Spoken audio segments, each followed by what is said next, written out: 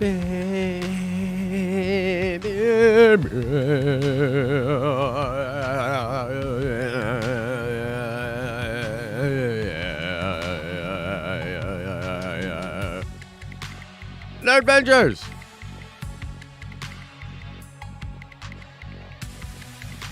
Look, I'm already at the tower. Chad, pull me up. Chad, pull me up. What's up, everybody? Welcome to your Friday stream. You made it. TGIFs. Congratulations on making it through another crazy week. Very excited to be here with you. We've got a good stream for today. Before you ask, yes, we do have gambling on so that all of you fiends can lose gamble with all of your nerd coin. So we do have that going on. We are going to try to do some call-ins later on in the show. I think we should be okay. We've been having weird technical issues since like last week because of Windows 11. Why? Can somebody explain to me in chat, just for real, why does Windows 11 suck so bad? Like, what's the deal with that? And then I saw some things where it's going to require like a Microsoft account and all this other stuff. Not that I don't have a Microsoft account, but like, what is happening? What is going on? Why does Windows 11 suck so dang bad? I don't know, but we're dealing with it. But we should be okay to have a few call-ins later on in today's show. What we're going to talk about today, we're going to talk about Thor, Love, and Thunder at the top. There's a really interesting, it's like a leak, I guess, but it's coming from Toys.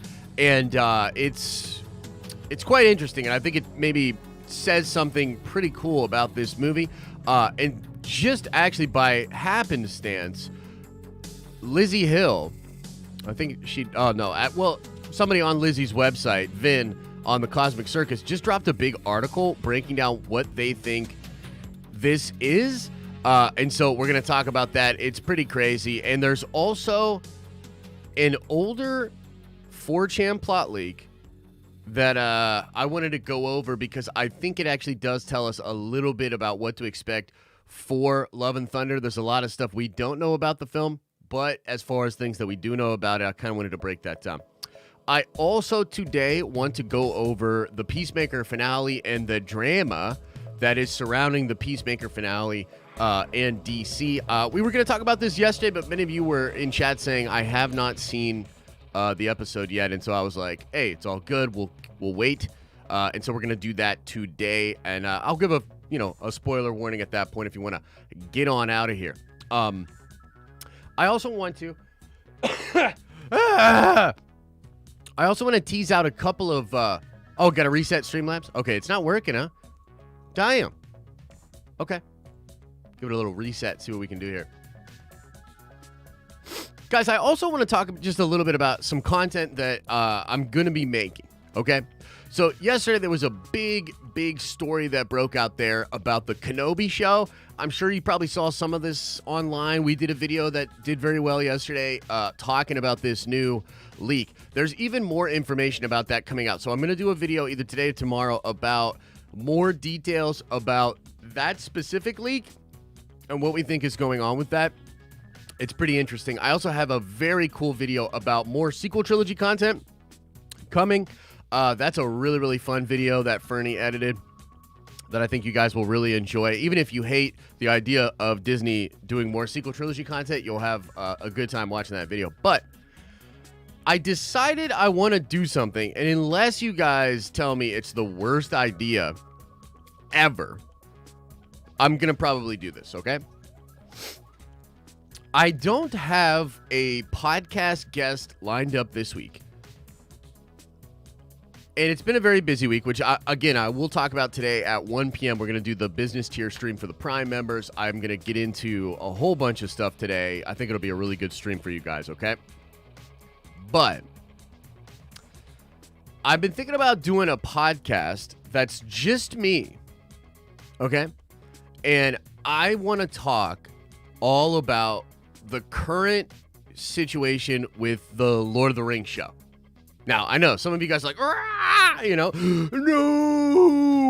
Let me explain before you guys tell me if this is a good or a bad idea, okay?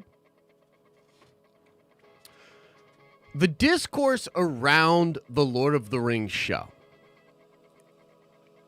is so weird.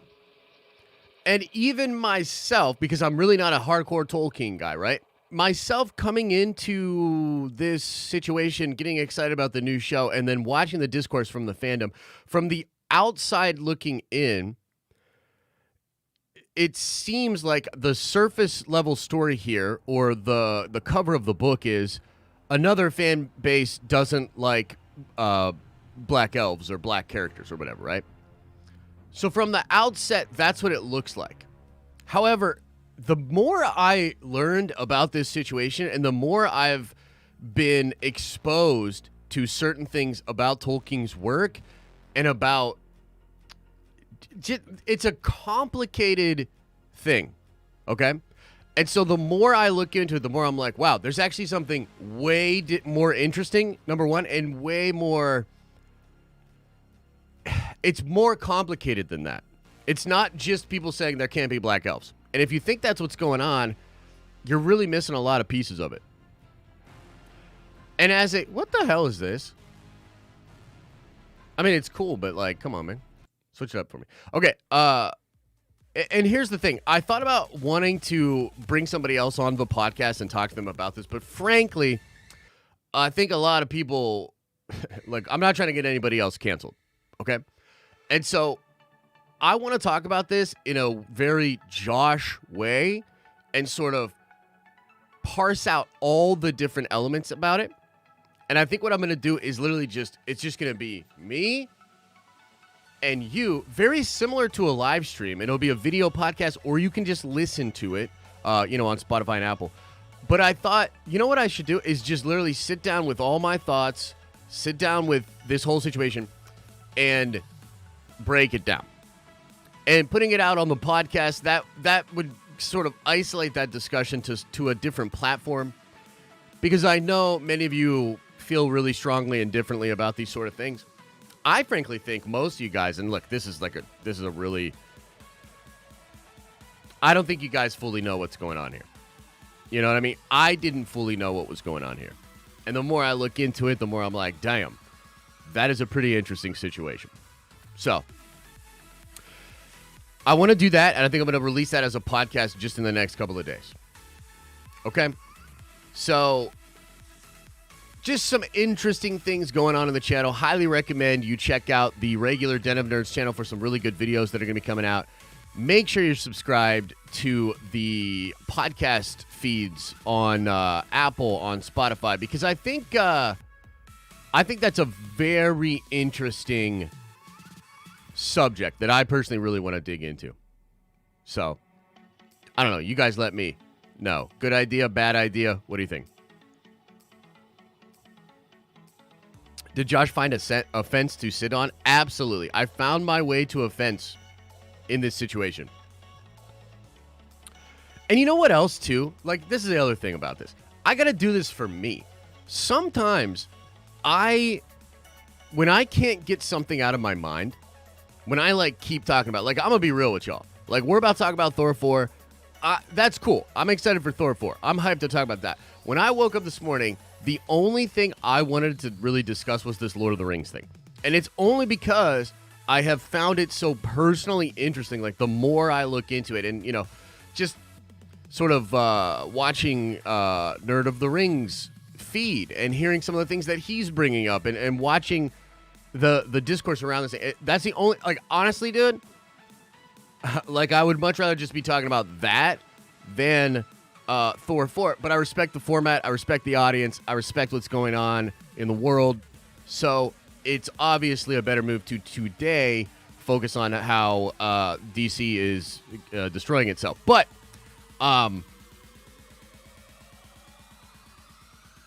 it just is what it is. Like, I just want to be completely honest with you. I don't really fucking care about a lot of this other stuff that's going on. This is just so... I shouldn't say I don't care. It's that this I can't stop thinking about. So to get this brain worm out of my mind, I need to sit in front of a camera and just blabber. So I'm going to do that. And I'm going to do that when it comes to that Lord of the Rings stuff. Okay? So look out for that. look out for it one way or the other, whether you're like, "Rah!" or whether you're like, check it out. Okay. Let's get into the topic at hand, as it were. That's all you do, though, Josh? Not exactly, my guy. Not exactly. Not exactly. Isn't that what you always do, Josh? Man, y'all have no idea what this job is like. Think I just sit in front of a camera and talk about stuff? Anyway, here we go. Let's sit in front of the camera and talk about stuff. Listen, Linda. Shut your mouth when you're talking to me. Thor 4, new toys reveal Natalie Portman's hero using superpowers. Photos. Okay. This is pretty wild. Did y'all see this happen? Did y'all see this breakout on the social medias?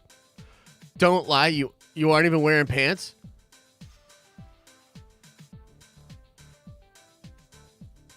I would show you the pants that I'm wearing, but I'm full nude. From the waist down. Okay, listen. Did y'all see this happen? This is mad interesting.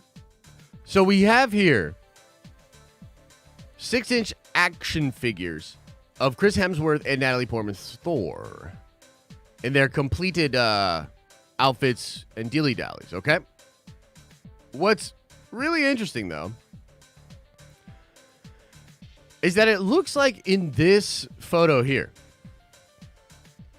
that the pieces of Mjolnir are either being expanded or brought together. Okay? And in this image here, it kind of looks like to me, I mean, maybe you could say this is just like a lightning bolt coming down and hitting it. I actually think she's forming some kind of like sword kind of thing here, okay?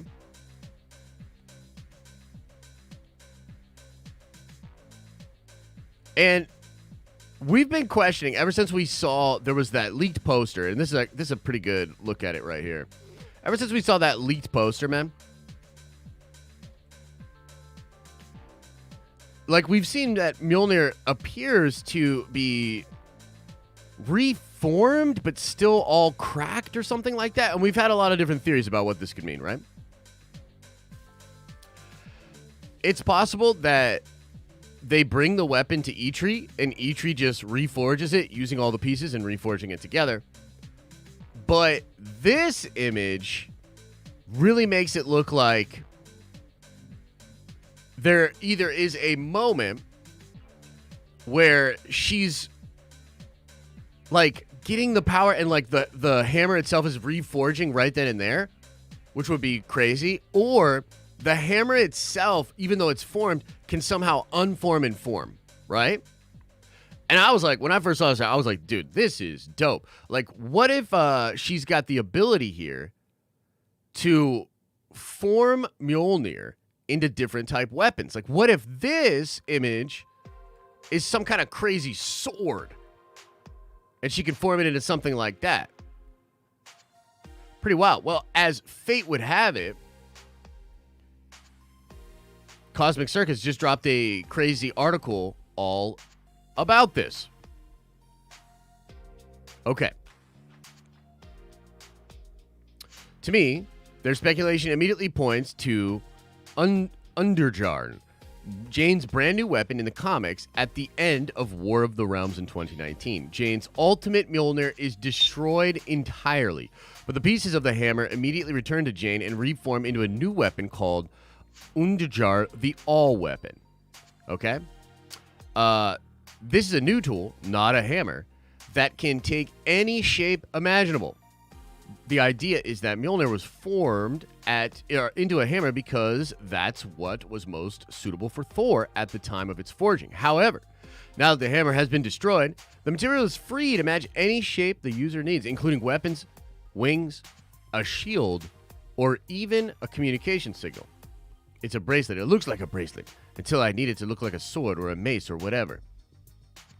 So look at this stuff. It's like forming this weapon around her here. Because I think she goes from being Thor to like Valkyrie.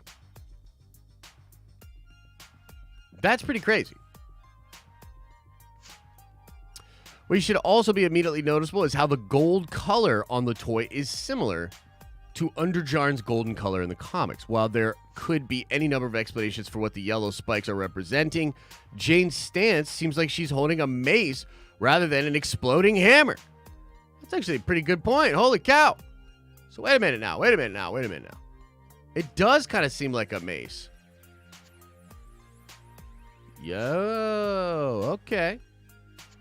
Blah, blah, blah, blah, blah, blah. Where are we at here?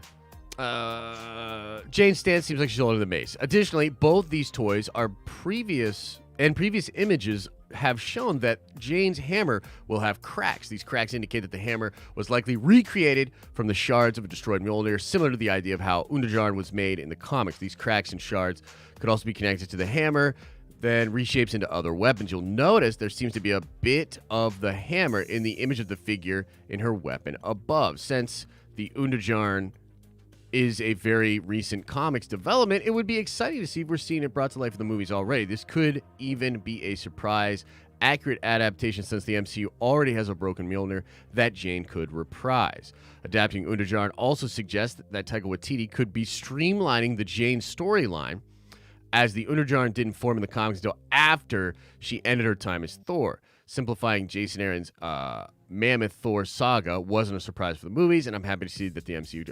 That's actually a really good point. So the whole idea here, right, is that this whole run with Jane Foster Thor, it was a big event in the comic books. It took a long time. We didn't actually know who it was for some time. We ultimately discovered that it's Jane, and even beyond that, there's even more stuff that happens after that when she becomes Valkyrie, when Odinson becomes Thor again. Yeah, it's pretty wild, right? What is these? Jane Foster Thor on the set?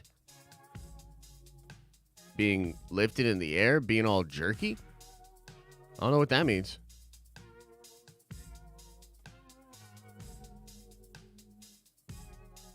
I don't know what this is, but that looks weird.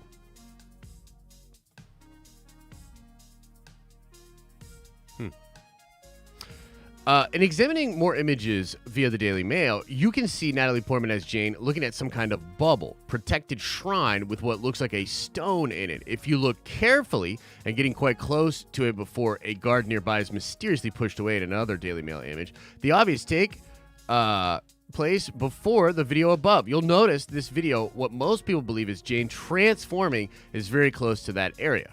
And there appears to no longer be a bubble over the object in that image. In addition, if you look closely at the first image in the tweet, you can see a piece of the stone that almost certainly is a part of Mjolnir. Okay, so now we got to look at these images because this is wild. This is wild.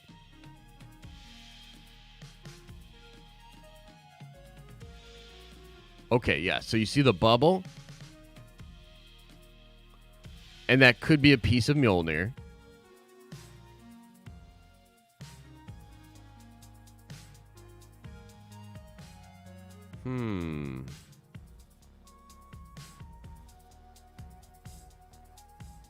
Pretty wild, bro. So, let's go back to the article.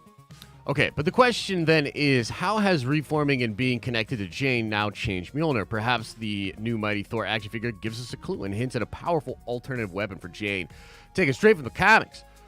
Much remains to speculate and uncovered. So, yeah, that's pretty wild. So, my kind of take here, and this is that same place where it would be again. Like, let's watch this again, right? Because this is where Mjolnir maybe is. And this is maybe her transforming. They'll do some crazy special effects and stuff like that. Pretty wild. So perhaps what we're seeing here then is like Jane comes to new Asgard. And I think at this place they'll have perhaps Mjolnir, the broken pieces of it and everything, just in this casing. And it's like protected or something.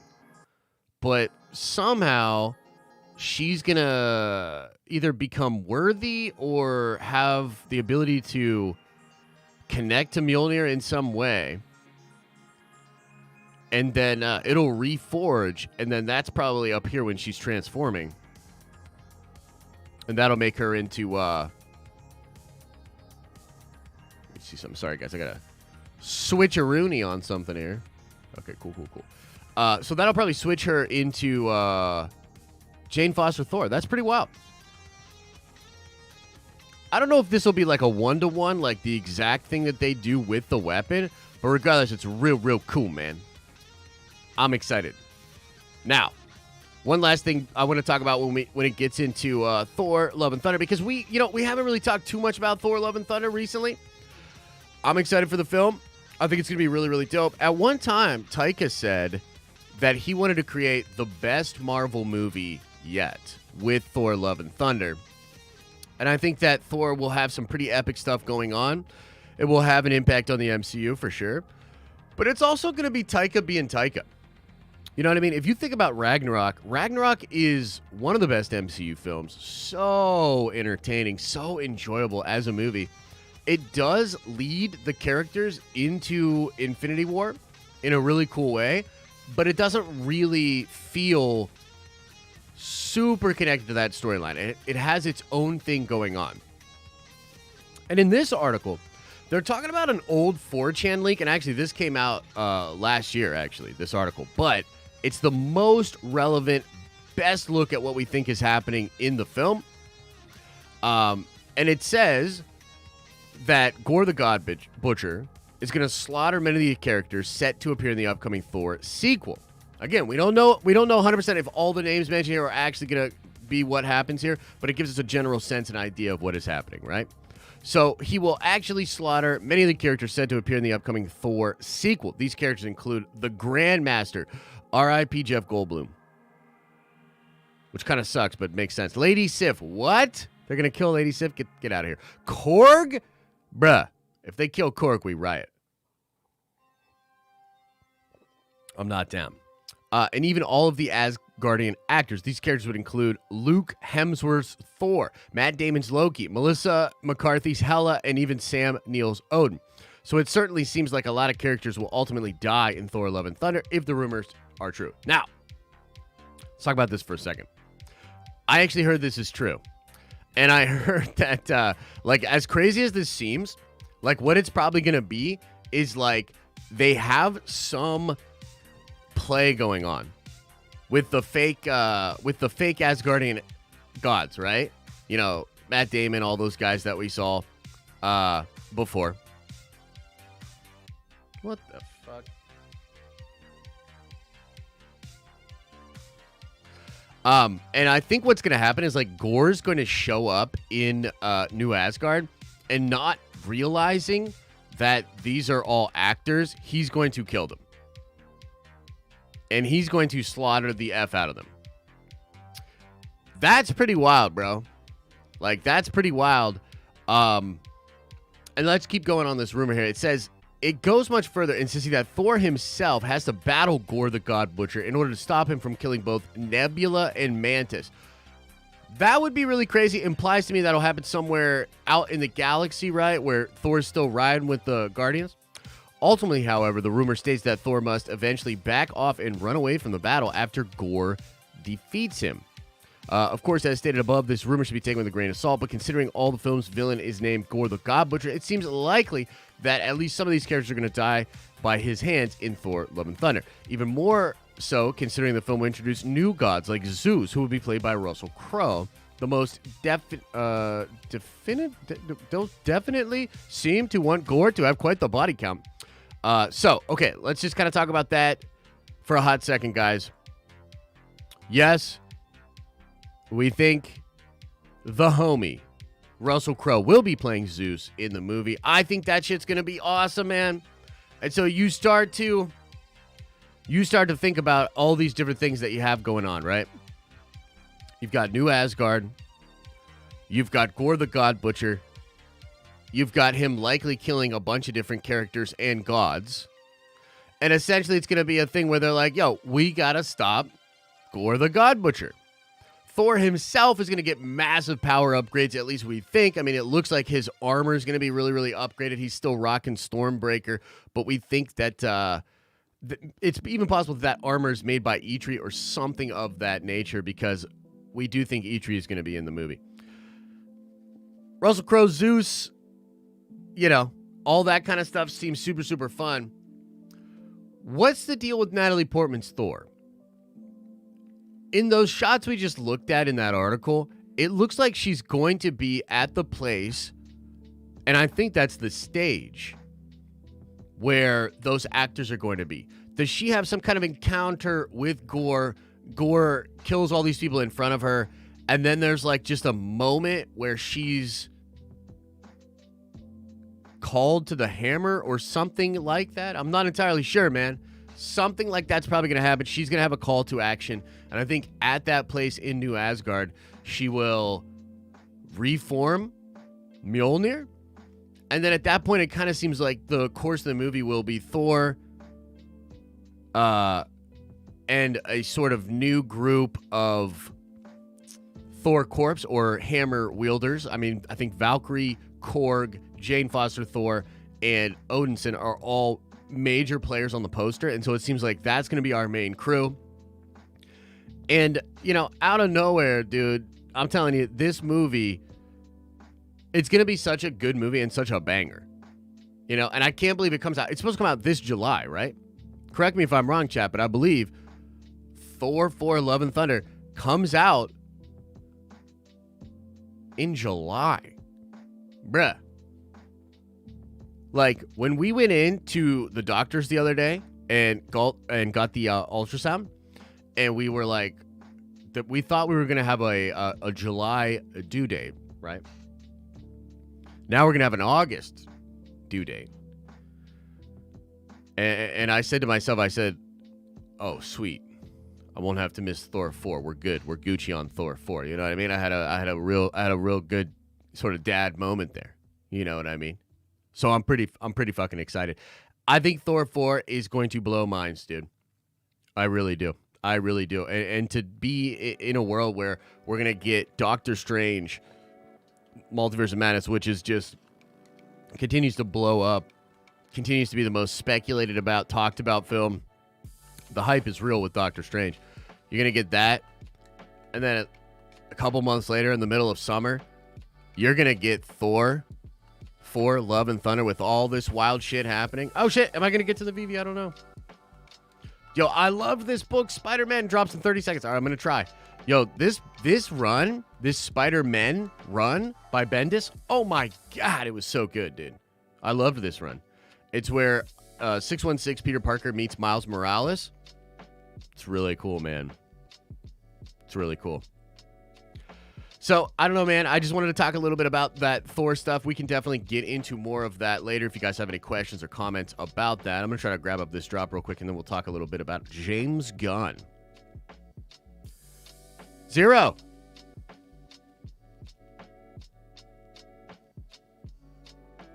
All editions have been allocated. God damn, dude.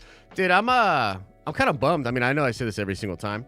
Where's my Boba shirt? It should be there, or it should be arriving soon. I'll double check with Elisa today, Mr. Griffin, but yeah, it should be there. By the way, we actually sent you 2 shirts. Just because of the delay, so you should have 2 shirts on the way, bro. Yeah, so dude, VV's kind of pissing me off.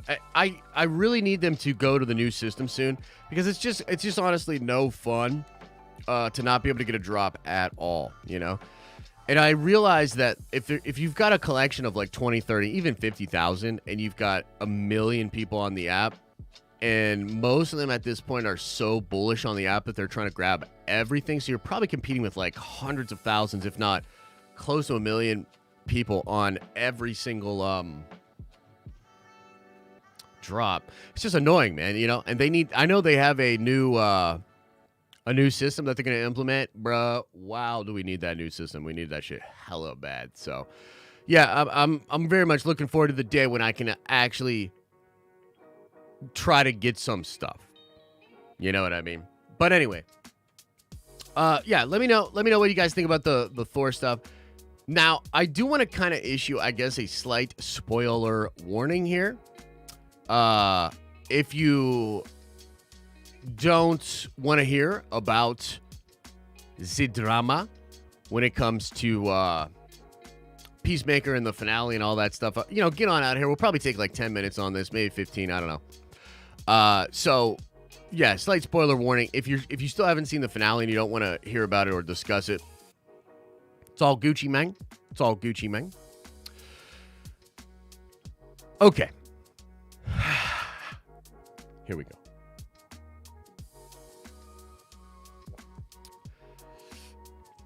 So, in the finale, and let me see if I can actually pull up some images for you guys too here.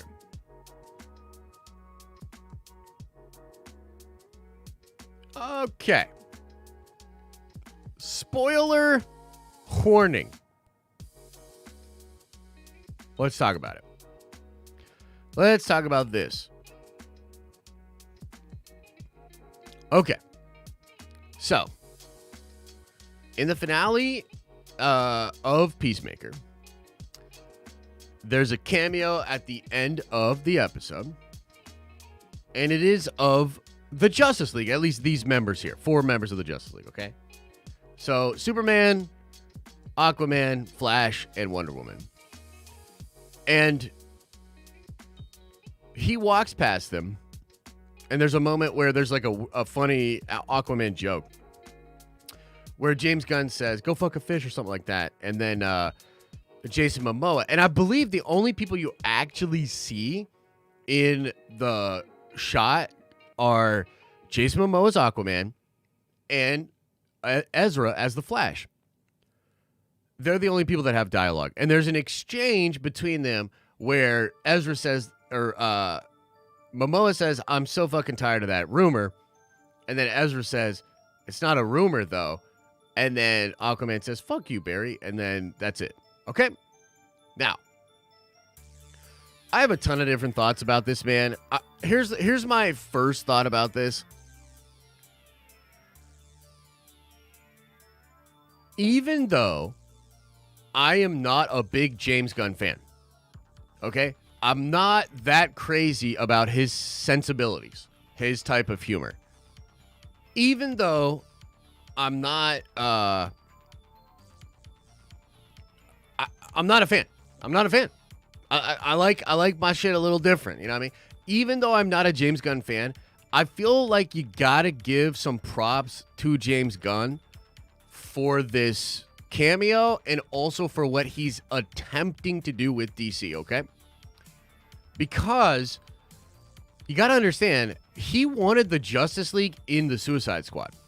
Okay, from what I understand, and I kind of fucking do this for a living, so I read a lot of this kind of shit, James Gunn wanted the Justice League in the Suicide Squad, but he commented, we don't even know who Superman is, though.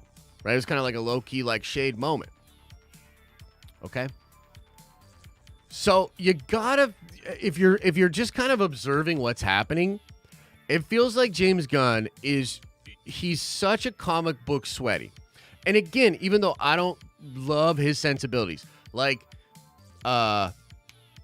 Suicide Squad was all right. I thought it was a funny movie. It's not what I want from my, like, main DC course. It's a decent side meal. It's a decent side course, okay?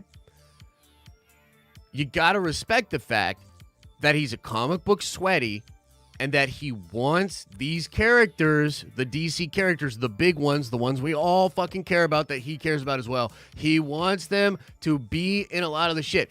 In just 2 properties, James Gunn has legitimately done more than most other DC creators. Like the fucking Birds of Prey movie. Like, what is that movie, dude? And show me how it cares about DC. You know what I mean? There's a lot of stuff going on with DC that it doesn't necessarily feel like it's being created by hardcore fans of DC. And so, in a weird twist, even though I'm not the biggest fan of his shit, I feel like you gotta put some respect on his name just because he's trying, dude. He's trying. Okay? Now, some of you guys, and a lot of people actually, because this is not, I mean, this thing is blowing up, bro. This is a Forbes article. Forbes. Snyder fans are furious about the Peacemaker finale's big DC EU cameo. And they are, for the most part. And I want to try to explain this too. Because Not seeing Henry Cavill Superman fucking sucks, dude. Not seeing Gal Gadot Wonder Woman, weird. Where is Ray Fisher's Cyborg? I mean, let's just be real about some shit. This effort by James Gunn, which again, I just applaud and I just said it's really cool. This effort doesn't solve any of the fucking problems. This doesn't solve any of the problems. This doesn't make people that are angry about DC's treatment of not just Snyder, but Ray and everybody involved and the fans. It doesn't solve any of those problems. So it's like, on the one hand, give James Gunn a lot of credit. He's at least fucking trying. And I don't think this is his... Like, it's not his fault that Cavill's not in this. You understand? It's not James Gunn's fault that Ray Fisher's Cyborg isn't here. It's not his fault. This likely has to do with Warner Brothers. I think he's doing the best he can, and I imagine he had to pull all kinds of strings. I mean, for God's sakes, they shot this on the set of Guardians. This was Marvel cameras shot this scene. I don't know if you guys knew that. That's something else. They shot this on Marvel cameras on the set of Guardians, to preserve secrecy and to do all that kind of stuff, okay? So it's like, again, on the one hand, like, kudos to James, whatever. This doesn't solve anything, dude. And because you only have the 2 stars that are in the movies that are coming, meaning, yes, we're doing another Aquaman. And yes, the Flash movie's coming out, and that's going to be Barry.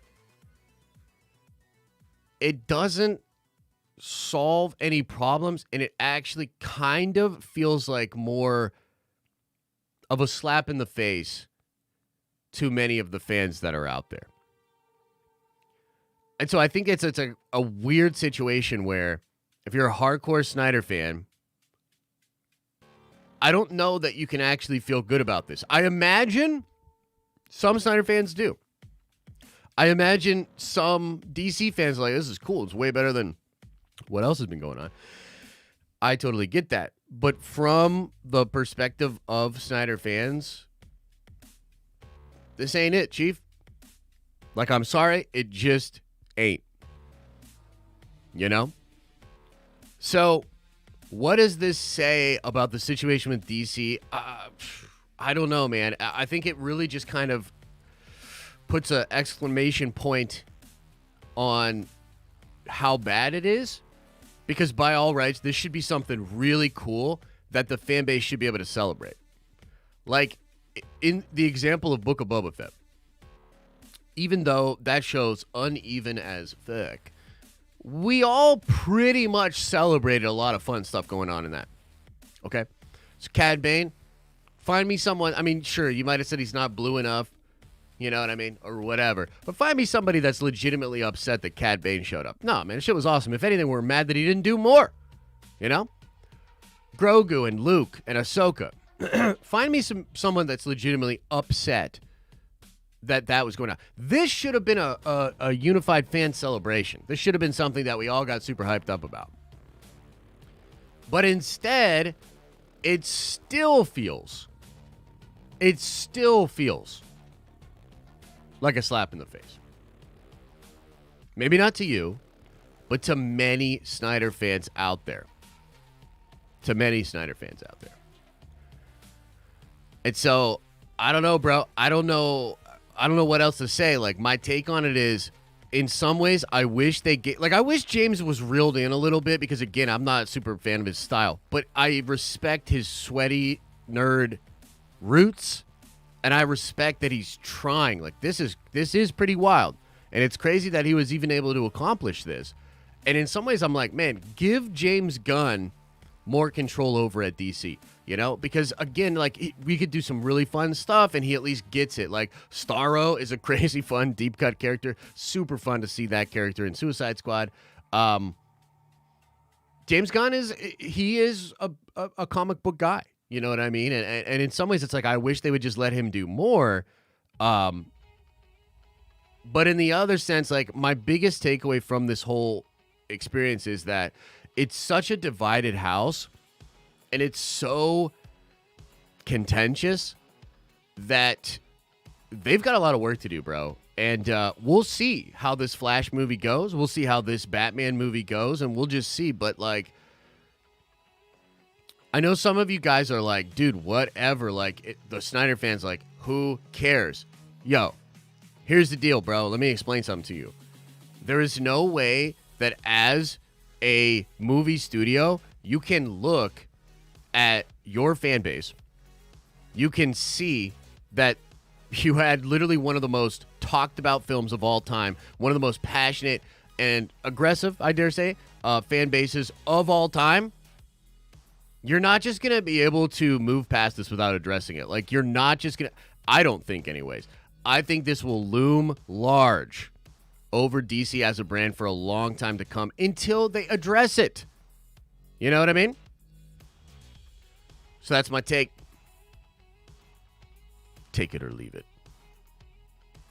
But probably just leave it.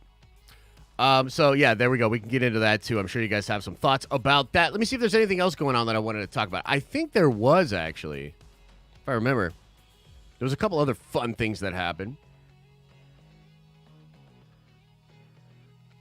There's a little bit of a... Oh, what the fuck? There's a little bit of an announcement that we will see... Michael B. Jordan's Killmonger again from Charles Murphy. I think that's kind of fun. I don't know. There's some speculation there that he could be a variant or something going on in Multiverse of Madness. Nothing concrete. Oh, this shit was dope. Let me pull this up for you guys. This was super cool. Loki's Justin Benson and Aaron Moorhead tapped as season 2 directors of the Marvel series. Okay, so these are the Moon Knight guys. They directed the majority of Moon Knight. And, they're now going to be the directors of Loki season 2. So this is cool in a number of different ways. I mean, number one, it shows you that Feige continues to find people that he likes working with, people within his system, and just kind of promote them within. You know what I mean? Like, he did this with Michael Waldron. He did this with the Russo brothers. He's really good at identifying talent that works within his system and elevating them. So that's number one. Super cool. Number two, it probably shows that, like, Moon Knight, to me, this is just another sign that Moon Knight's about to be fired, dude. Moon Knight is going to be very good and game-changing for the brand, as I've been saying for some time. It also shows us that Loki season 2 and the side of the MCU that Loki is able to explore is going to be expanded upon very soon. I am quite pumped about that because I think there's a lot of shit to do, man. I think there's a lot of multiversal stuff we got to get going on, especially if we're going to get to Secret Wars and the multiversal war as soon as possible. As soon as possible. Is there anything else going on? Let me see here. Anything else going on?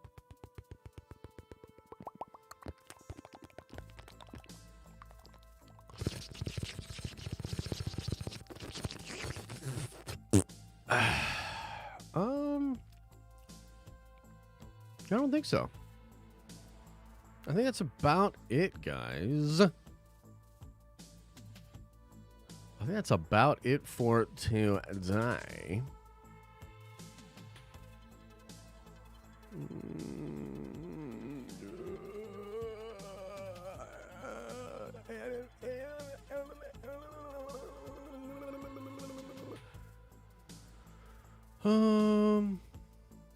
Yep, that's gonna do it.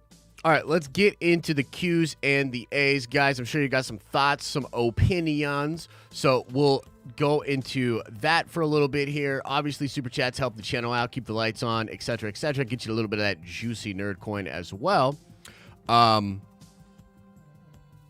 also want to say this stream and all the streams are brought to you by the Nerd Vengers. Lovely people you see in chat with the badge next to their name. They support the heck out of us, man. It really does help us. You get a lot of cool benefits to being a Nerd Venger, including coming by the Nerd Venger only streams. Oh, how did I not mention this? Okay, how did I not mention this? Today, 5 p.m. I'm going to set it at 5. We're hanging out in the Diamond Lounge. Okay, we're hanging out in the Diamond Lounge. I believe Mike, Jedi Mike, is also going to host some karaoke tonight. I know I'm going to go into the Diamond Lounge. It's been a hell of a week, Nerd Vengers. So I'm going in the Diamond Lounge tonight. If you are a Diamond tier member, come on by the lounge. at 5 p.m. tonight. I'm going to have a couple of drinks. I'm going to have a couple smokes. I'm going to tell you all how I really feel. It should be a good time. So we'll go for about an hour in the Diamond Lounge tonight. Just getting messed up, talking a bunch of crap on, all the other YouTubers out there. Should be a good time. So come on by for that.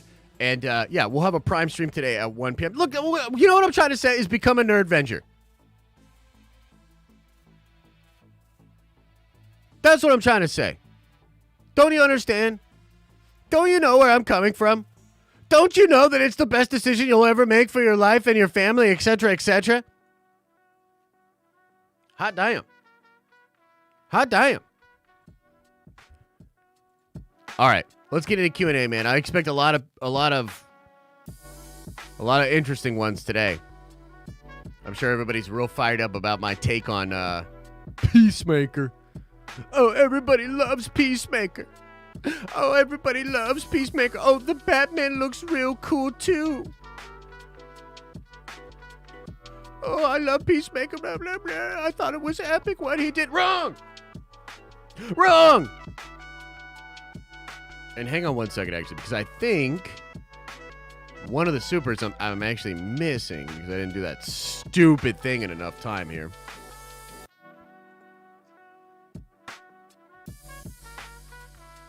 Oh, we love Peacemaker. Peacemaker's so cool. Wrong! Wrong! I'm going to get real tore up today. Let's fucking tell you all about it. Okay. Philip Monk was first in today with a $20 incredibly generous message, and it doesn't say anything, so I'm just going to fill in the blank for you. Philip says, Josh, you're so right about DC. How do you get so good with your takes?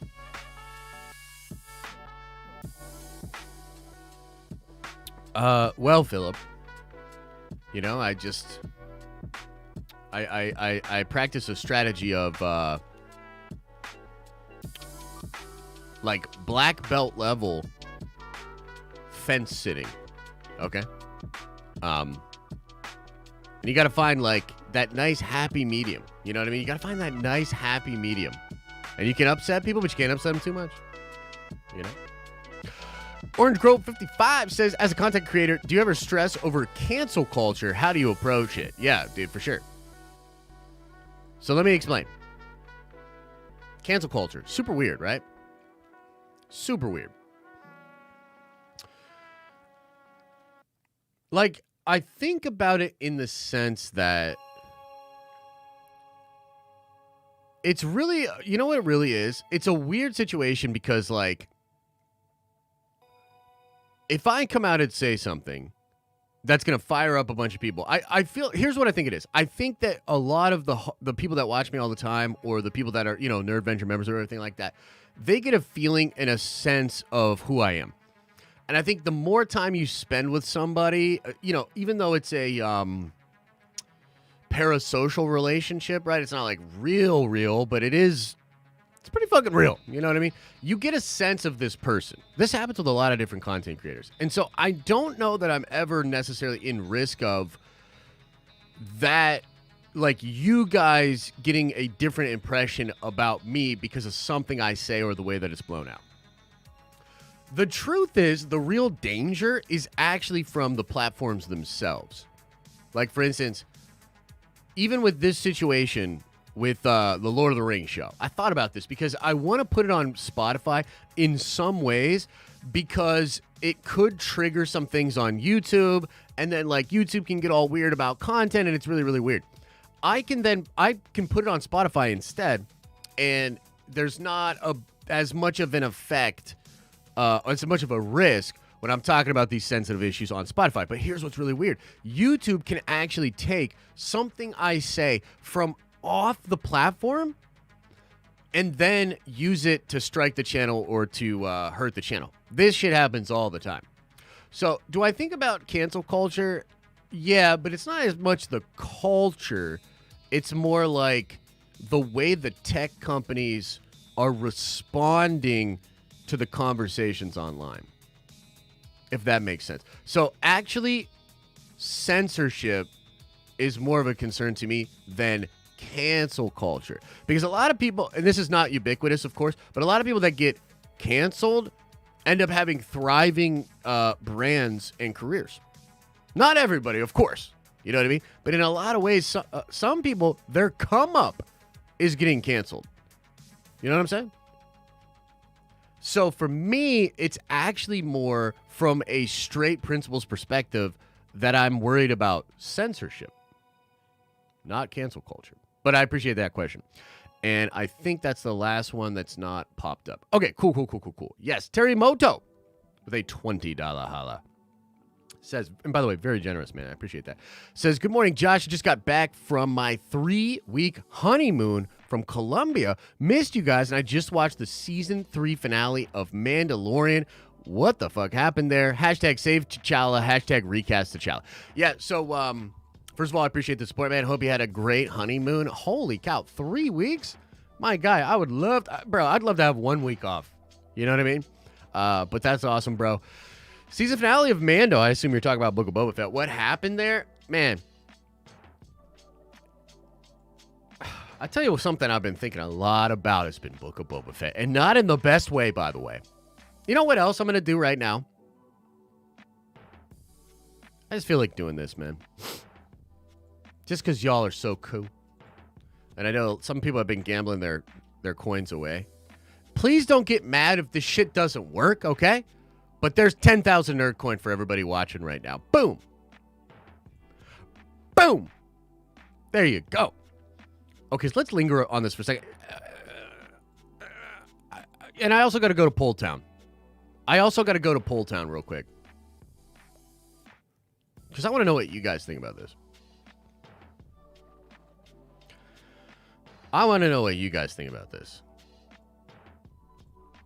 Should I make another Boba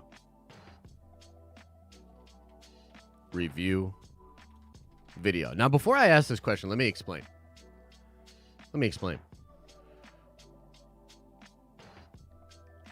I've been thinking a lot about Book of Boba Fett. I've got a lot of thoughts in my brain parts when it comes to Book of Boba Fett. I can't get over how weird the show was. It was incredibly weird. And I feel like doing another video that's just like basically like more thoughts on Book of Boba Fett, or another review of Book of Boba Fett, or my thoughts of Book of Boba Fett a week later, or some shit like that. What do you guys think? Should I make a video like that? I'm gonna put it in a poll, because on the one hand, I feel like maybe like we don't need that content. Like maybe I can just be like, yo, Book of Boba Fett's weird, and that's fine. We could just say it in chat, and that's fine. But I kind of feel like digging in a little bit. You know? And you know what else? As I was thinking about Kenobi, because we are going to do another video on Kenobi in the next couple of days, talking about the new leaks, etc., etc. I was thinking about Kenobi, and I was thinking to myself, did Book of Boba Fett affect how I feel about Kenobi? Am I more or less excited for Boba, or for Kenobi? And I don't know, bro. Like, part of me is like, no, I'm just as excited. I'm all about it. Like, the wish fulfillment stuff with Luke and all these different things. Fuck yeah. But then another part of me is like, bruh?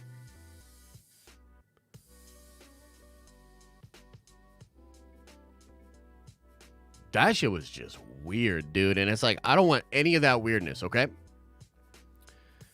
Oh, man. I almost did today, guys. I almost did today the whole live stream on the Kenobi leaks, because I want to get into this whole thing with the, there's a lot of stuff to get into. But I know many of you guys are like, no spoilers. We don't want to know spoilers. So I was like, okay, I'll put it in a video.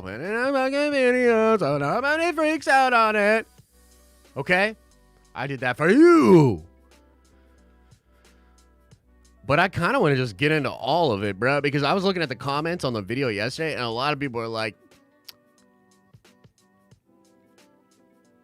there's some trepidation. You know what I mean? There's some trepidation. Do you have to claim the airdrop nerd coin? That's why I'm here, since you didn't do that. I know, Steve. I thought of you specifically, actually. Yo, take care, Neutron. Appreciate you, man. Did anybody put a yes into the chat if you got your 10,000 nerd coin? Did you get your 10,000 nerd coin? By the way, it does take some time sometimes for that drop. So just chill out. Bryson Camp says, 12 months, no adventure for life. Hey, man, appreciate the support. Thank you very much. A year. That's wild, man. I really appreciate that. John Parker says, happy Friday, disc golf and Uncharted tomorrow. Take my money. Yo, that's awesome, man. Enjoy yourself. Enjoy yourself. I've heard the movie's fun. 10K did not work yet. Okay, give it a second. So some people got it. Some people did not get it. Maybe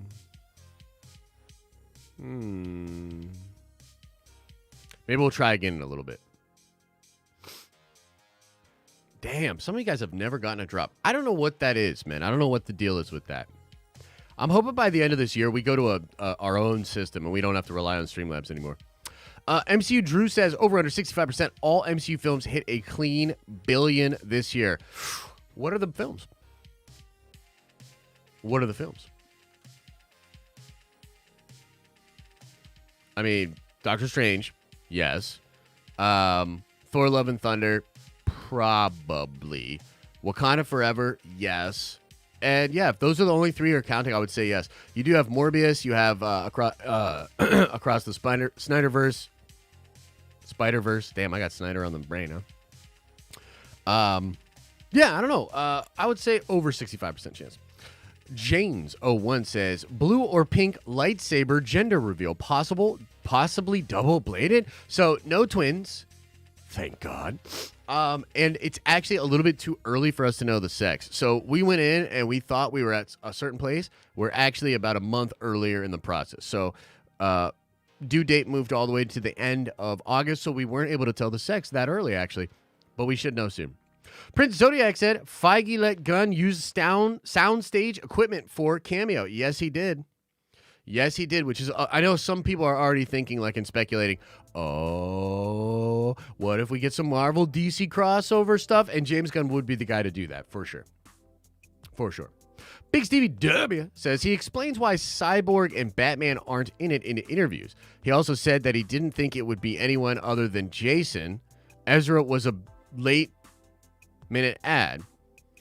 They only shot his portion on Guardians. Oh, okay, that's cool. So, what was his explanation, though, as to why Batman and Cyborg aren't in it?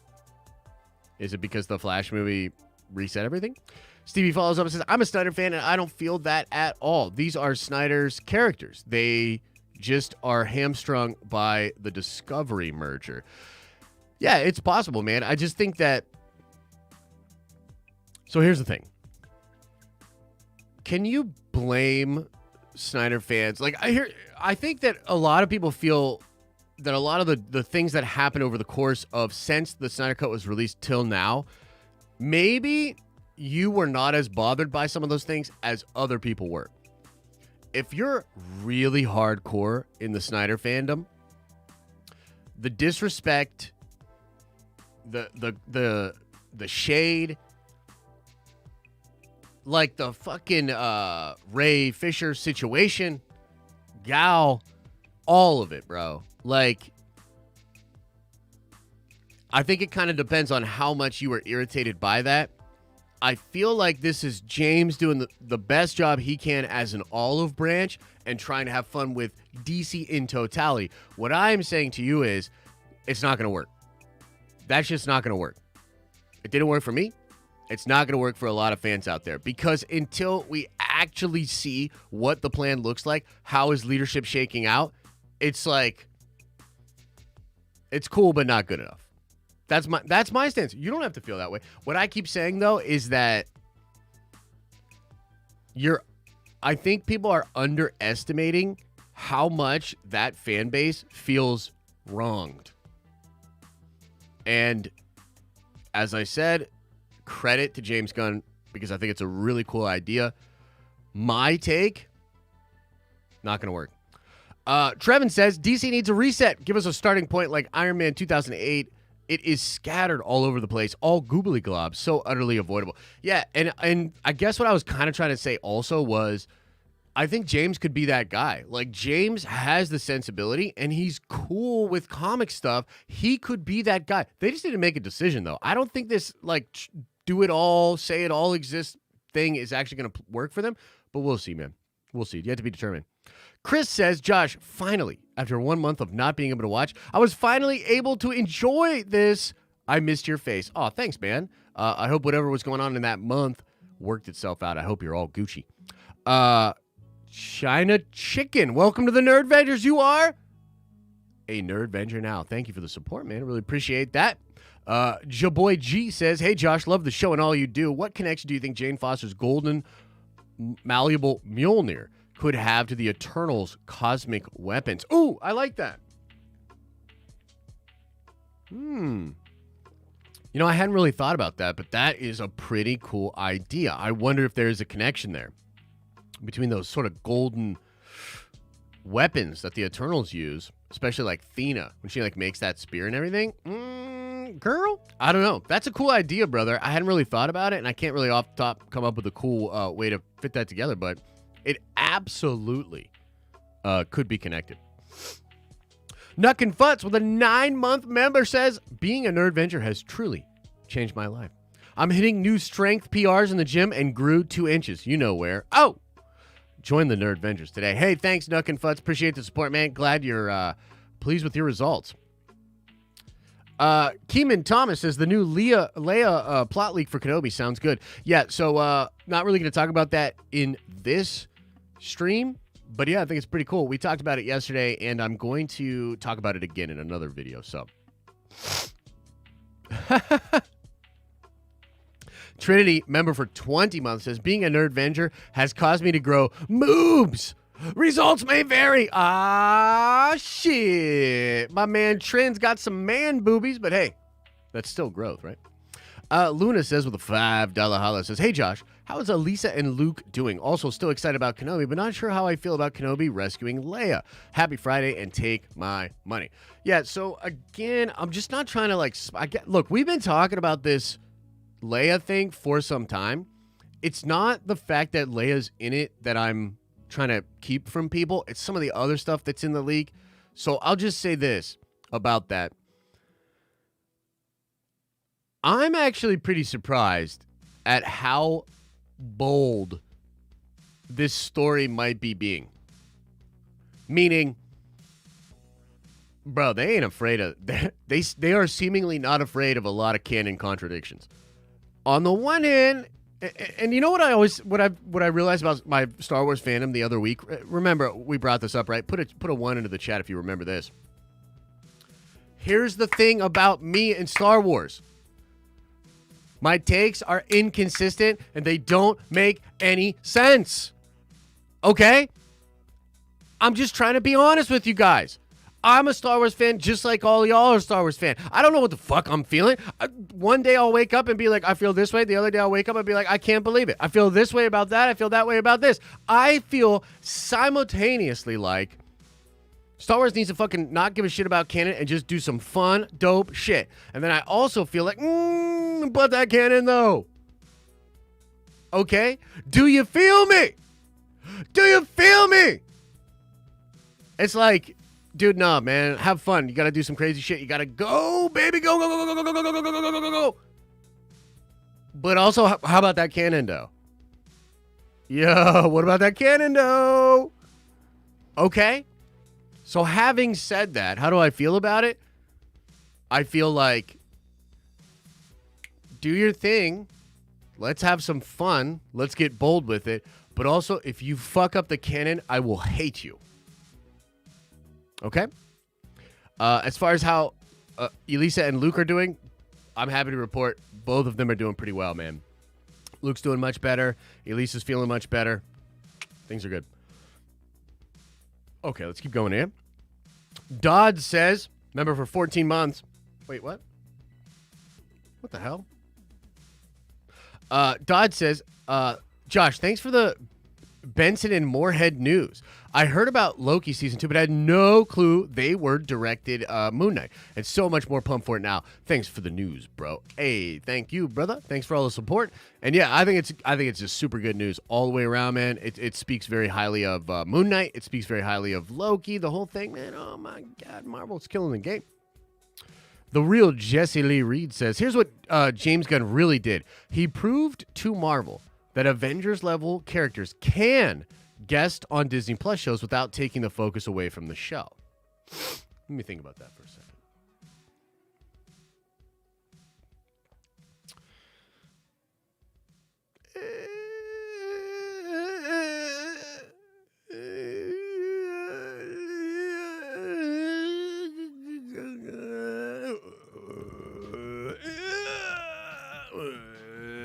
I agree. But also, like, man. It's been a week, man. I'll tell you, this Diamond Lounge is going to be really, really crazy. I don't know if you guys can tell, but it's been a week. Okay?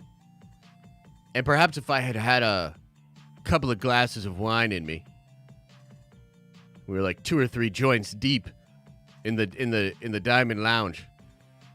Maybe then, Jesse, I'd tell you how I really felt.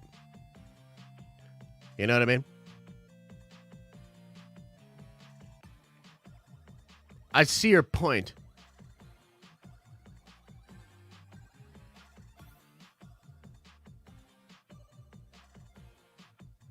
But also, fuck Dot. Amber says with a $20 holla, very generous, by the way. I'm nervous about how fans are going to react to Kenobi. I already see pushback on Twitter about breaking lore. Yep. And I'm worried. Pretty sure I'll love it regardless, but I hope it unifies Star Wars fans for just a bit. Okay, Amber. First of all, really appreciate that. Unifying Star Wars. Unifying Star Wars fans?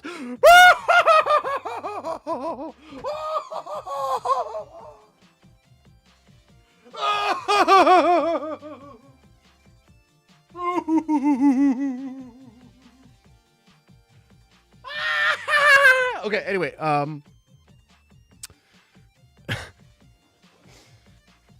okay. So that would be fun.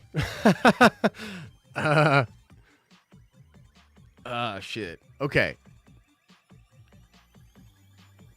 Amber, I'm nervous too.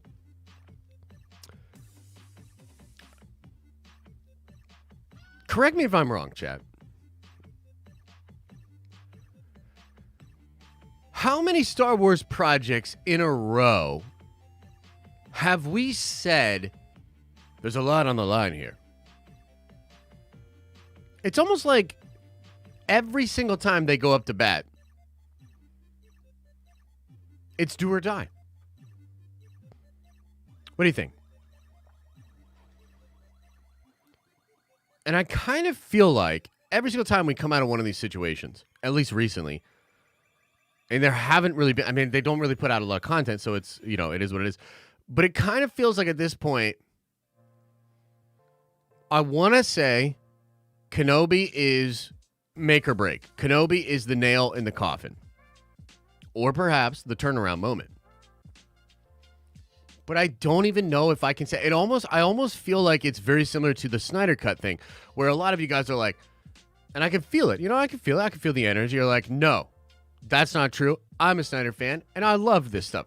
Fair play to you. But the point is, like, that shit ain't going away. That's what I'm saying. And until the brand makes a decision to, like, I don't think you're going to be able to just move on and just make content and quell that. It's the same thing with Star Wars. You're not going to be able to get yourself out of the situation with just content. I think it's going to take a combination of content and some public relations. That's how bad it is. I don't know, Amber. I'm really ebbing and flowing between, like, being incredibly excited for Kenobi while also, like, really, really worried about not just the discord around it, but how I'll feel about it, you know? I don't know. I don't know. But I appreciate the support nonetheless. Golden Hercules says, yo, looking forward to my first diamond stream. My man. I'll see you there. I'll see you there. Stevie says, I'm annoyed by all of what happened with the DCU. I just don't think the one that made those choices will make them in the future. Oh, the ones that made those choices will make them in the future. Yeah, that's fair. That's totally fair. But,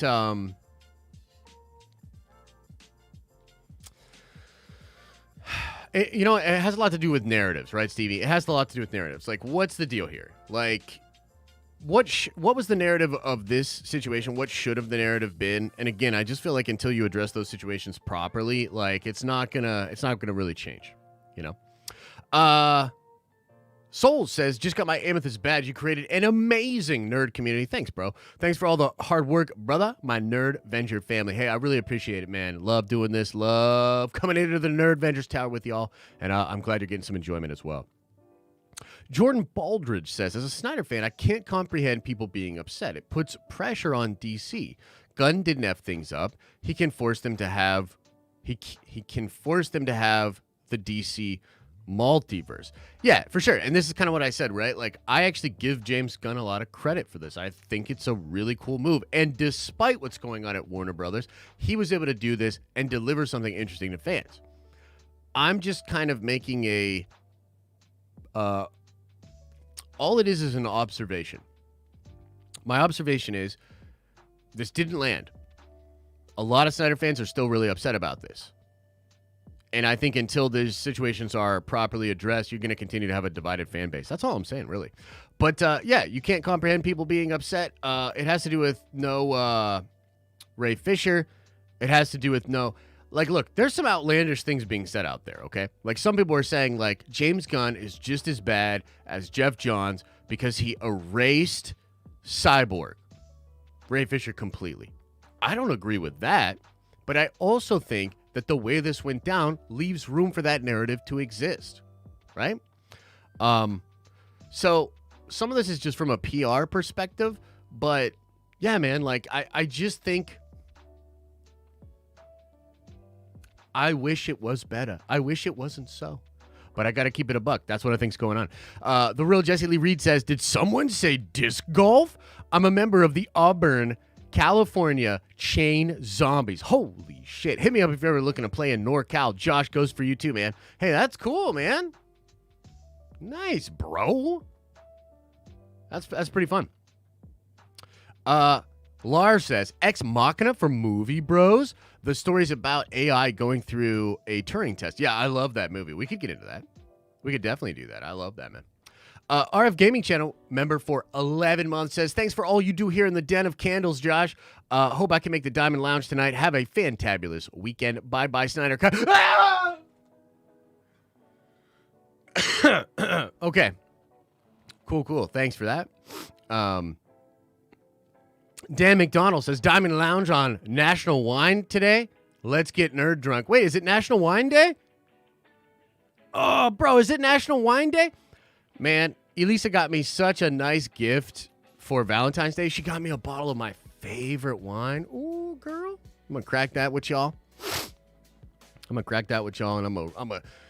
gonna meet you in the lounge, and I'm going to spill my goddamn guts to you. So I'll see you then. Kevin says, am I the only one that's actually more hyped for the Ahsoka show over Kenobi? Nah, Kevin, you're not. You're not the only one. To me, and I said this before people thought I was crazy. I think I said it either last week or right now. I said, y'all, I'm telling you right now, Ahsoka will be better than Kenobi. Ahsoka will be better than Kenobi. I'm telling you right now. RG2088 member for 20 months. Holy cow, says, if Kenobi messes up too much canon, we will never hear the end of it. I hope it does not. The make or break moment, I feel, is when we see where the Mando verse is heading. I'm hoping beyond the sequels. Yeah, that's fair. Yeah, man, I mean, look, it's one of those fucking situations, bro. We can hope, and a lot of evidence suggests that Lucasfilm is aware of how important the show is. John Williams coming back to do the main theme. Amazing. Ewan, Hayden, amazing. You know, a lot of this stuff, even the Luke and Leia stuff, I personally think amazing. I'm a little bit trepidatious. I'm like, what the fuck are you gonna do with that? But it's cool. Okay. But there's some questions. I have some questions. Okay? So, I feel you, bro. Rayumbo says, so Josh, I am hyped for Moon Knight 2. It's a dope character, but you seem like super hyper for this project. Can you explain why we should be too? Absolutely, Oprah. And Tom Toppler, welcome to the Nerd Vengers at the Prime level. Welcome. See you at 1 for the Prime stream. Why am I so hyped up for Moon Knight? Well, I actually did a full video on this, which not enough people watched. So you should check that out for like my full thoughts. But I'll tell you like a little TLDR on it right here. Moon Knight is an incredible character. The story of his nervous breakdown and of the 4 sides of Khonshu and him being like literally losing his mind at one point is a really interesting framing device. So much in the way that WandaVision created a lot of intrigue and created a really enjoyable viewing experience and an experience where we like looked at all these things. What do they mean and all that sort of stuff. Moon Knight's going to be that, but also with like Batman-esque action that's just fucking dope, dude.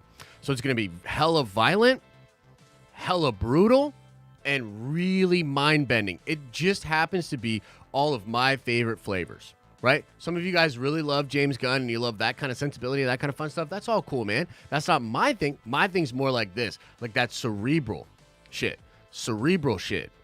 Dark and violent shit. That's me. You know, that's what I like. So it's maybe a little bit of subjective. Like I can't say that you should be as excited about it as I am. But for me, it has all the trappings, man. Diamond Joe says, happy Friday! Take my money, much love to all. Hey, thanks, man. I really appreciate that. Masma says, I just want to live in a world where Gunn and Taika get to go full random. Hashtag I live for chaos. That would be pretty interesting to see. It legitimately would. So I'm with you on that. Okay, let's get a couple call-ins going on. Guys, I'm about to open the stage up on the Discord. So if you're a member over there on the Discord and you want to do a call, I'm about to open it up. I'll do 3 calls. First 3 in. And I'm starting the stage right now. So boom, get on over there. And we'll get some stuff going on here, okay? All right, I got Kendall, I got Mike. Give me 1 second here. Let me get this Q&A or call-in thing figured out here. Please excuse me for a second. Boom. There we go. Okay. All right, I'm going to bring Kendall on first. Okay, looks like we got our 3. Cool. Kendall, I'm bringing you on. Josh, what's up? Can you hear me, brother? I got you, man. Got you loud and clear. What's good? Hey, what's good, bro? Hey, I got time for like 2 points. Mm-hmm. All right, cool. First off, on the DC stuff, bro. First off, thanks for having the stream today. It means a lot to me, dude. Going through some personal stuff, so I appreciate you.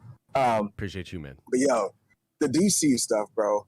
Like, honestly, I feel like moving forward, as long as they make good content, man. Like, I think they effed up by putting the Justice League in there like that. Mm. Like, it's like, make good content, move forward. But now you're just rehashing this old-ish. Like, you know what I mean? Like, I don't think, if they didn't put the Justice League in there, bro, like, you wouldn't be on here talking about Snyder Cut right now. True. You know what I mean? Like, if they didn't do that stuff, they should have just let Peacemaker just be his own, and, like, the Justice League never showed up. And, like, that's more it. And I think, like, same thing with Star Wars and that thing, like, where content heals all.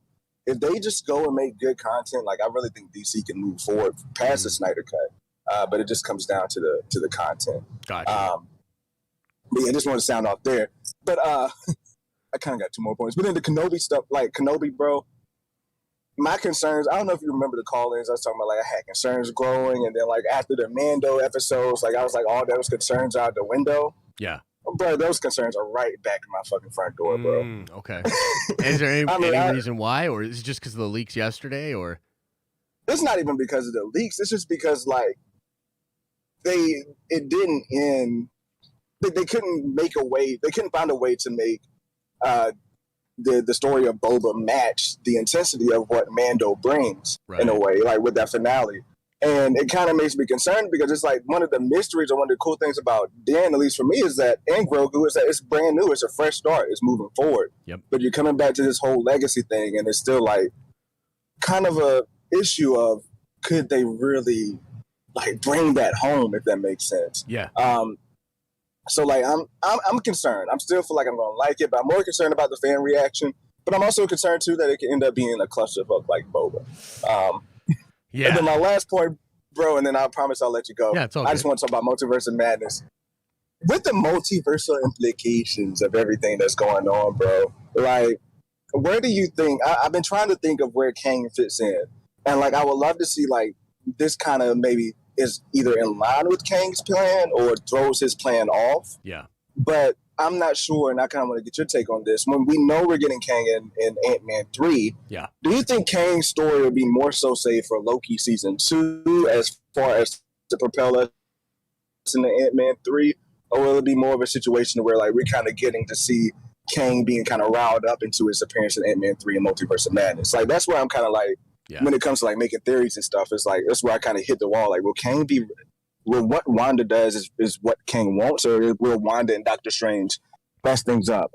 That's just like my whole kind of hang up with Kang and multiverse implications there. 100%, bro. I'm gonna take you off here. I'm gonna address all your points right now. All right, appreciate you for letting me stout, bro. Yeah, appreciate you for letting me just spit it all out, bro. 100%. Much love right back at you, brother. Hey, man, appreciate it. Heard. Okay, so let me just say, first of all, whatever's going on, I hope you're doing well, man, and I hope you find some peace. Life is weird, and yeah, I mean, things sometimes it's not like, sometimes I'm like, let's go, like on a stream. Sometimes I'm like, like, whatever. But as much as I can, like, I try to show up every single time. And you guys are very good about letting me know, what it means to you, and just kind of having that little anchor point, and I'm very reverent to that fact. So, no, man, it's always good to hear. I like to keep those things in my mind on those days where I'm right there on the edge, like, should I stream, should I not stream? And I like to have that feeling, you know what I mean, and know that it does come to service, and it really does come down to service. Now, let's break down all these different points. First, let's start with Multiverse Madness. As far as Kang, man, here's what I think about Kang. I think that Kang is a massive deal for where this is all going, but I don't think he's going to be a big part of Multiverse of Madness. However, I think the stage that we will see sort of all of these things take place on is going to be more established in Multiverse of Madness. I think that this movie has two main goals from a universe building perspective. Number one, to show us more of what the multiverse actually is currently in a post-Loki Season 1 world. What is the multiverse, and how does all of that work? And there's all these different rules and things. Like, it's possible that mansion or that facility exists outside of the universe, outside of the multiverse, outside of time.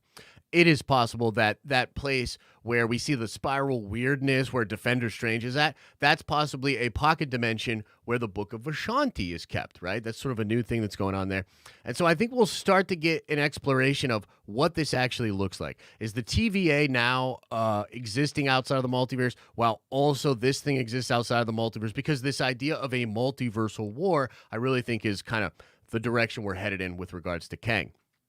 The other thing that this movie has to accomplish, again, from the world building perspective, is how important Dr. Stephen Strange is to all of this.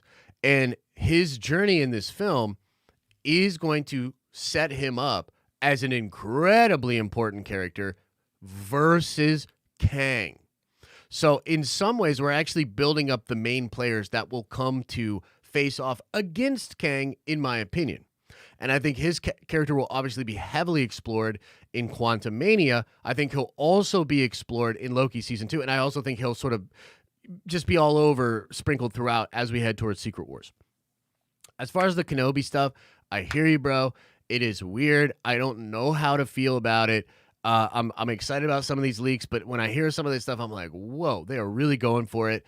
And I think as Star Wars fans, like, it's really hard coming off a show like Boba and to not have some mixed feelings about what's coming next, right? So I think that's totally natural. Now, as far as your point about the Snyder Cut stuff, that's really interesting to me. So your point is kind of that they shouldn't have done this. It's actually going to do nothing to really help the situation, and it's only going to cause issues, and they should have just let Peacemaker be itself.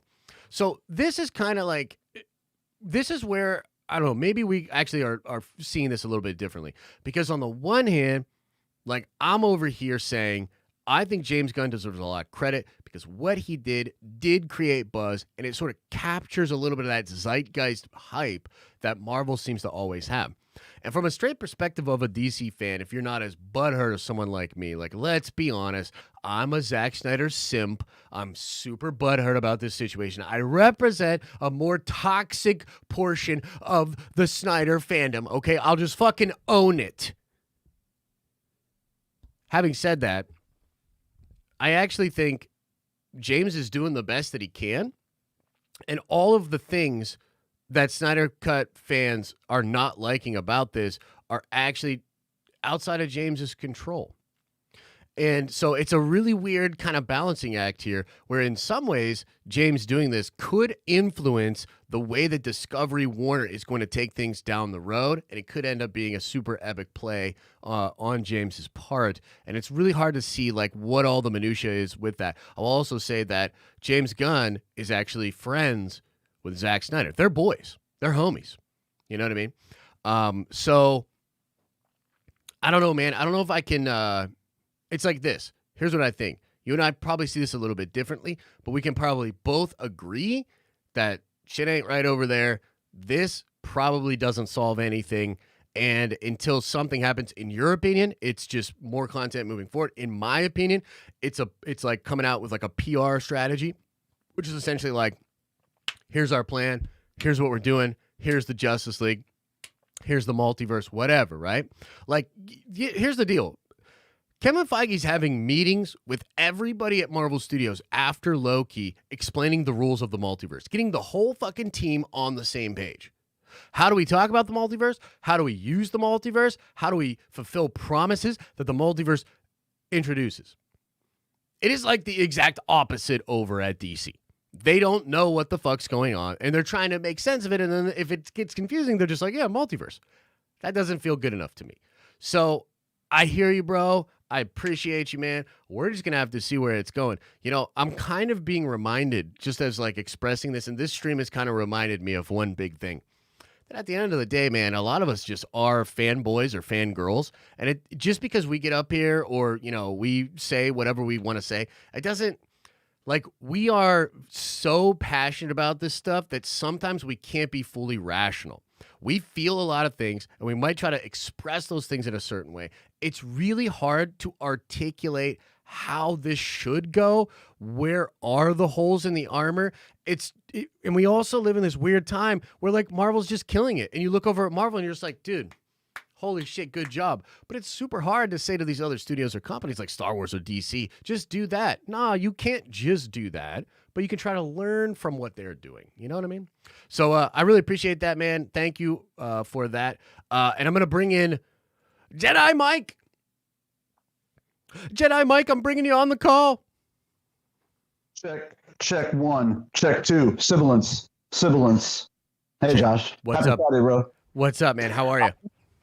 I'm excited to just let people know that it's not a Jedi Mike promotion or anything. We're just going to try to do what we did in the past, where people can come on and they can try to do, hey, acapella karaoke. Yeah. Maybe we drop a beat and someone can freestyle over it. If you are new to the Nerdvengers Tower, Josh and the Nerdzecutive have set it up with different floors and stuff. And we used to hang out, you know, after the dark went down and chill. And so it's all about Josh. It's all about the diamond thing tonight and his vibe. And then afterwards, we'll see what we get, and we won't get upset. You know, like everything we needed to learn, we learned in kindergarten type of thing. Yes.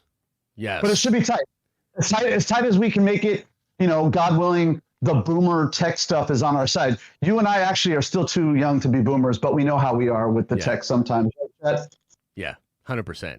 100%. No, that's going to be super fun, man. That's gonna be really cool. We've had some really fun karaoke streams in the past, and we haven't done it for a long time. So yeah, if you guys are looking for something fun to do and want to hang out with the Nerd Vengers tonight, definitely. And you can do that even if you don't make the Diamond Lounge. You could still make that stage, which we'll set it up as a stage on the Discord, right?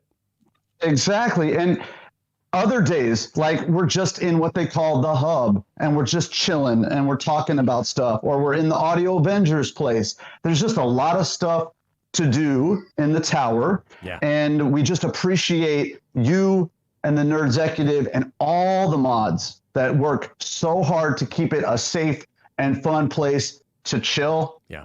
And then we just want to send, obviously, love to Luke and Leia and Elisa. Yeah. You know, like you said, we don't know each other, but we're bros, Discord style, and that's cool. Yeah. 100%. Have a happy Friday, man. Thanks, brother. Happy Friday. Appreciate you, man. And Zen, peace, and love, and all that stuff to you. Indeed. Right back at you, my friend. So thank you very much for that. And yeah, guys, so we do a lot of stuff over on the Discord, and Mike's right. Like the mods do a lot of work over there. Nerd Executive Ryan does a lot of work over there. It's a really cool place. If you're just looking to chill, have some cool conversations about nerdy stuff throughout the day, that's probably the best way to do it. So go check out the Discord. And yeah, man, we'll do a Diamond Lounge tonight, and we will also be chilling when it comes to karaoke and just hanging out like that. It's often a really, really good time. I'm going to bring Dab Matt in. Dab, I'm bringing you on. You're on the call. Yo, sorry, I had to unmute myself. What's up, Josh? It's all good. What's up, my friend? What's on your mind?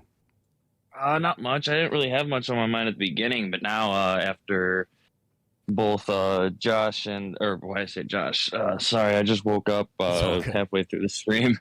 After the last two guys, Jedi Mike and Kendall.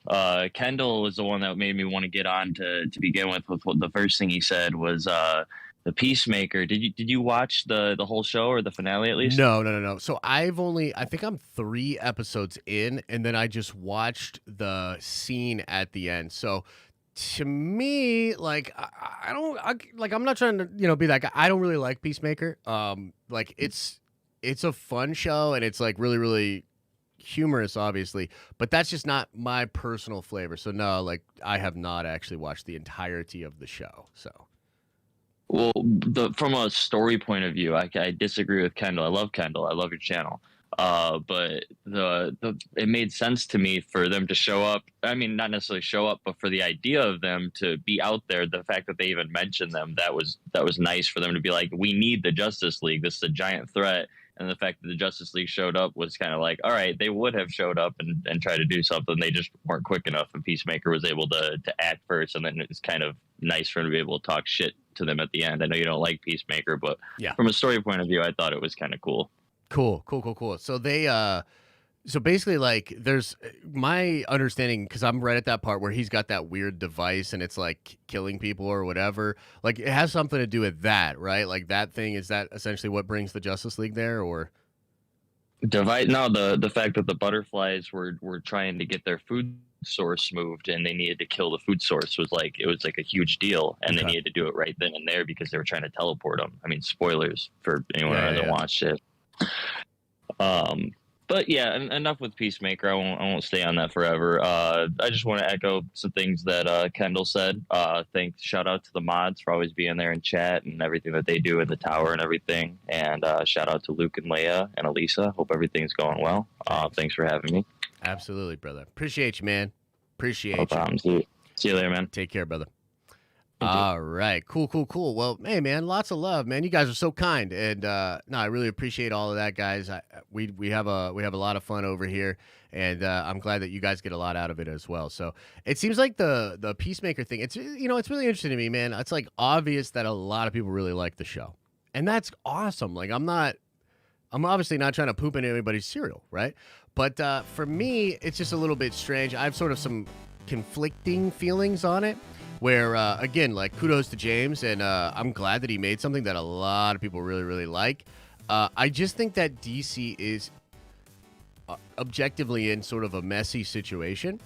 And maybe it's just because of a lot of the people that I follow on social or, like, in my circles are very, very hardcore Snyder. It's hard because I look out there, I mean, like, right now, like, Ray Fisher's trending. Justice League is trending. And if you click Justice League, like, there's some praise, but there's a lot of, like, what the fuck? You know what I mean? So, I don't know, man. I have kind of mixed feelings about it, right? So, hopefully, they can figure it out and work on it. We got a couple of super chats that came in the last couple of minutes here, and then I'm going to get on out of here, guys. Mark Cormier says, I love your show. What do you think we see a good version of Thanos? Kind of like What If? Seeing that encounter with Wanda would be crazy. Your thoughts? I would love to see more Thanos, man. I really would. I think it would be cool to see him in, like, he's probably not going to be in Multiverse of Madness. Like, he just kind of overshadowed things at that point. But I think leading up to Secret Wars, you could see him again, and you could see a version of him interacting with people on Battleworld. That would be amazing. You know what I mean? So that's kind of a thought that I have, but we'll see. Caleb Herring says, we established that was Iron Lad Jonathan Majors in the trailer now, right? Clearly his face in 8K trailer. You mad if it is his bots and not Tom Cruise? No, I wouldn't be mad about that. I mean, that particularly would be kind of freaking awesome, dude. Like, Iron Lad, that would be sweet. I'd be down. I actually don't think that's him, though. Super confident that that's Maria Rambeau. So, definitely don't think that that's what's going on there, but it's possible. You know, my current theory is that Tom Cruise is actually not going to be Iron Man, but Iron Doom. You know, a Dr. Doom with the Iron Man technology from infamous Iron Man. Whoo, girl. That would be dope. So that's kind of what I think is going on, but who knows for sure. 15 BTNH says, take my money. Hey, thanks, bro. Appreciate the support. Matei says, Gunn is constantly showing love for Zack, and Snyder stands are still shitting on him. It's true. Snyder fans are what the media thinks Star Wars fans are. I mean, possibly. It's hard. It's really hard for me to... Like, I'm sure many of you guys are like, feel this way. And you feel what Matei is saying here, and you're like, Snyder fans, stop being like that. Like, this is really, really cool. I don't know, man. Like, maybe we just see it differently.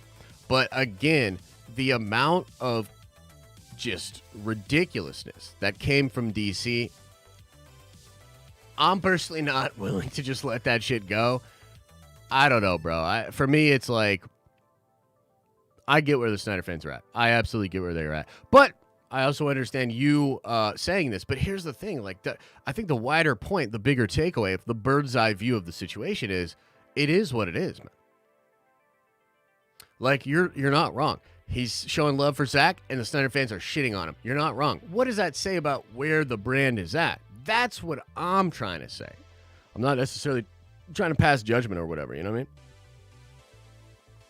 Patrick says, the banter in the Justice League scene seemed too Justice League, and I think that could be an issue for folks have with it. That was my feeling. Yeah, so, I mean, like, frankly, I didn't like the scene because, again, it's very James Gunn, right? I'm trying to be fair because I admire the dude's ambition, and I admire that he's trying. In the middle of, like you look at DC, it's like it's a mess. But he's trying, and I give him a lot of credit for that. But, I don't really like that. That's not me. That's not how I like my Justice League, you know? So I didn't really like the scene for that. I also just feel like it's crazy that they don't have Henry Cavill in there. I just think it's crazy, you know? So, yeah, for me, man, it's like, ugh, I got some issues with it. Maybe people didn't like it because it felt Justice League. To me, it feels just James Gunn, you know what I mean? But much love either way. Much love either way. All right, I'm going to hang in chat for just a second. See what everybody's saying in the chat, and then I'm getting on out of here.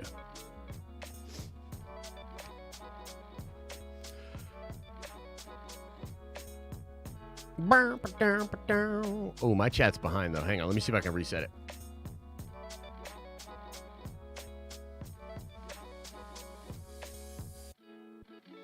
I'll hang out with y'all for a little bit here. Wow, see, it's pretty split on that Boba review video. The poll. Like, a lot of you guys are like, take it or leave it. If Gal was there, would it make it better for you?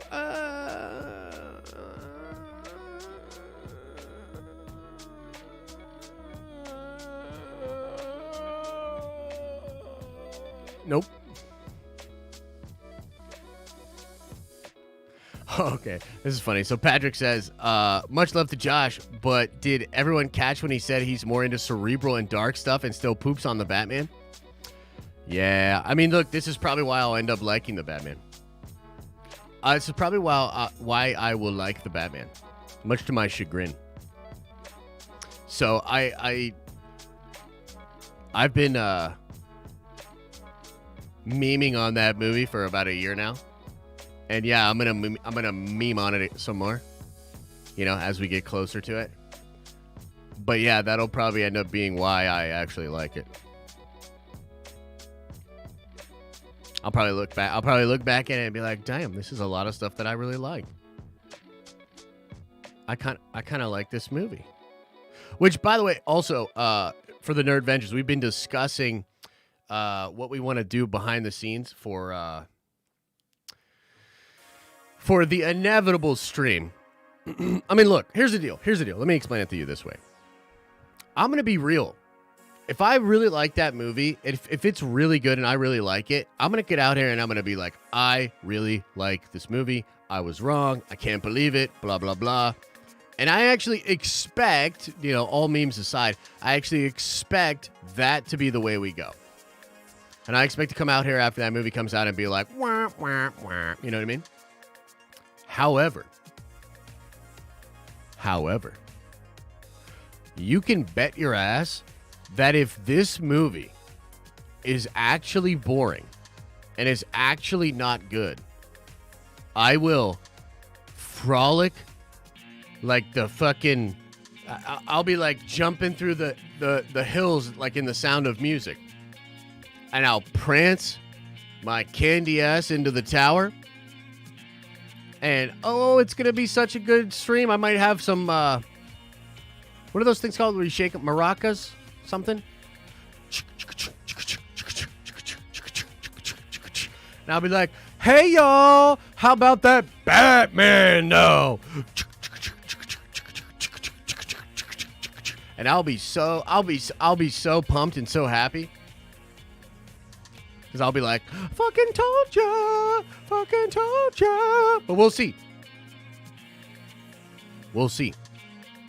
I can't lie.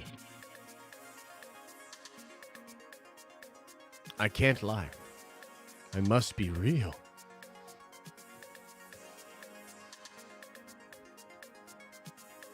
What do you think of the rumors of Barry Keoghan from Eternals being the Pattinson Joker? Yeah, I think it's cool. I think he'd be a good Joker. I like that dude.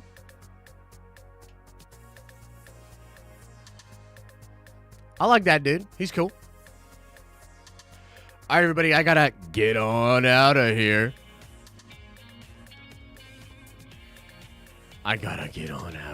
Much love, guys. Thank you guys so much. I'll see you guys soon, okay? Go play some pickleball? 100%. 100%. It's going on. It's going down. It's going up. It's going to the side. All right, everybody. Much love to you all. Thank you for another great stream and another great week of streams. I'll see you guys at 1 p.m. and then I'll see you at 5 p.m. Holy shit, we're doing a lot of streaming today. All right. Much love. As I always say, I hope you're having an awesome and a nerdy day. And I'll see you in the next video.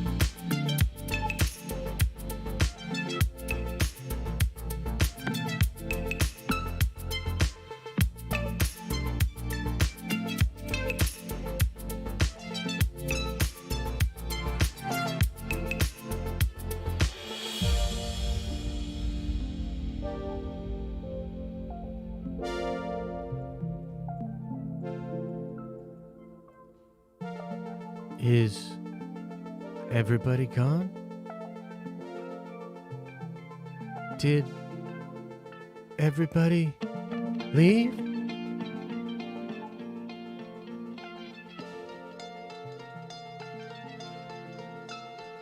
Okay. I'm gonna give a confession, just for all of you guys. And you know what else? I'll try the 10K again. I'll try it. Let's see here.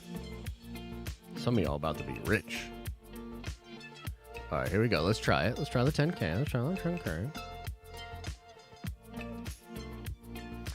So,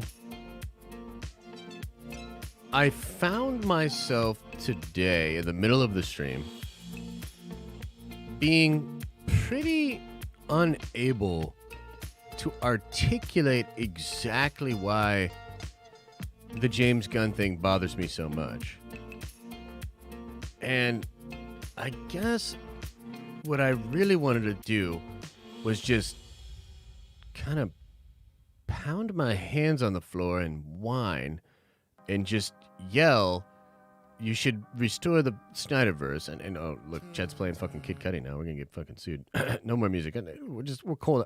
We're just, shut your mouth. Shut it. Here we go. Now listen, I couldn't quite articulate how I wanted to just be like, wah, restore the Snyderverse. And I knew that wasn't good enough for you guys, so I tried to come up with like fancy words and like cool ways to say it and stuff like that. But ultimately, I just felt like I came up a little bit short on trying to articulate how I really feel, which is where restore the Snyder. So maybe when some of you guys were saying, like, I don't understand what he's trying to say, allow me to clear it up for you real quick. Wah, restore the Snyder Cut. Wah.